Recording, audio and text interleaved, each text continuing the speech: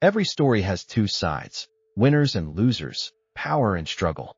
But the modern world has created a third space, the middle. The space once filled with teachers, builders, technicians, small business owners, the people who made society stable. Now that middle is slipping away. For most of the last century, progress built ladders. If you studied, worked hard, followed the rules, you could climb. You didn't need to be rich, you just needed to belong to the great balancing class in between. But the ladders have tilted. Automation climbed faster than people. Wages froze while costs kept rising. And the jobs that once carried dignity became temporary, outsourced, or replaced by code. The middle still works, but it no longer moves. And a world without movement begins to decay from within. You can see it in their faces, overqualified, underpaid, quietly afraid. Caught between survival and aspiration, they belong to a class that no longer knows its purpose. Once, stability was measurable, a salary that matched living costs, a home within reach, time left after work to live. Now stability feels mythical, like something our parents exaggerated. Corporations no longer promise loyalty. Governments measure prosperity in statistics no one feels. The gig platforms call every contract an opportunity. But an opportunity without security is just a gamble with better branding. In the West, the middle class lives on credit. In the developing world, they live on hope. Both are running to stay in place. In India, programmers code through the night for clients they'll never meet. In Germany, teachers take second jobs to afford rising rents. In the United States, two incomes barely replace what one could once achieve. Different languages, same pressure. We've built an economy that grows by squeezing the space where people breathe. They call it efficiency. But what it really means is that comfort has become a luxury, and exhaustion a habit. The factory of the 20th century was made of concrete and steel. The factory of today is invisible, a cloud of contracts, passwords, and profiles. They call themselves freelancers, consultants, content creators. But many are ghosts, working for companies that pretend they don't exist. No insurance, no pension, no desk, only deliverables. Their identities float between invoices and usernames. Their days blur into the endless refresh of an inbox that never sleeps. Ghost work feels modern, even glamorous. Yet it revives the oldest rule of labor. The worker disappears when the work is done. You can hear it in their language. Clients, not employers. Projects, not careers. Every word softens the truth that employment has become a subscription model, and people can be canceled like apps. The world celebrates digital freedom, but freedom without presence is a kind of exile. When everyone works everywhere, nowhere feels like home. The collapse of the middle didn't happen quietly. It was masked by optimism. Social media sold ambition as identity.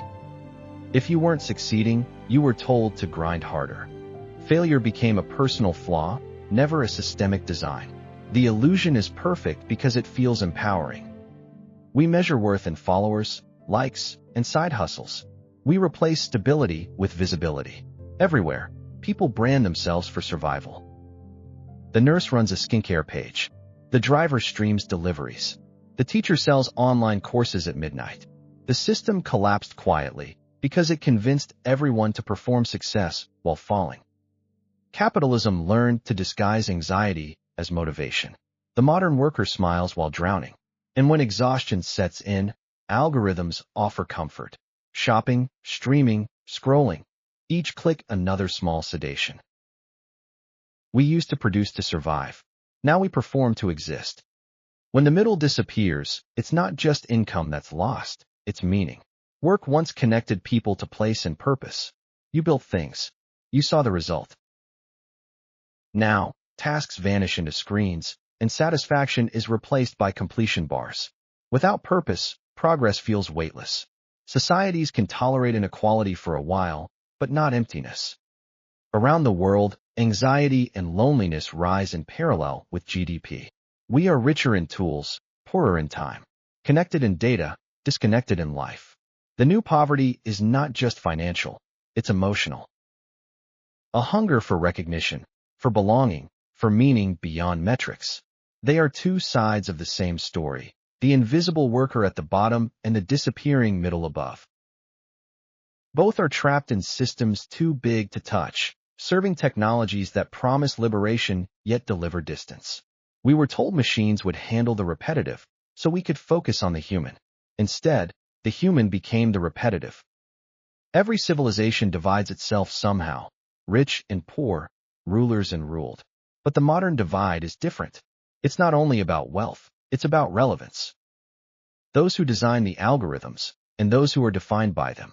Those who own data, and those who generate it unknowingly.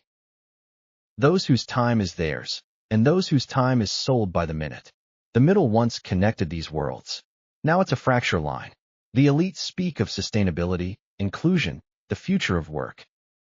But you can't fix a bridge that's already collapsed. You must rebuild it, with empathy as infrastructure. Because when the middle disappears, democracy weakens, communities fragment, and cynicism takes root. The world becomes a stage of extremes, the spectacle of success, and the silence of everyone else. Maybe this was inevitable. Maybe progress always consumes balance before it restores it. But history doesn't end. It only waits for awareness. If episode 3 revealed the invisible hands, this one reveals the invisible heart, the collective pulse that once kept us moving together. It's fading, but not gone. Because even now, in quiet corners, people are rebuilding meaning. Small cooperatives, honest businesses, communities that choose people over profit. They are the seeds of a new middle, fragile but alive. Maybe the middle isn't disappearing.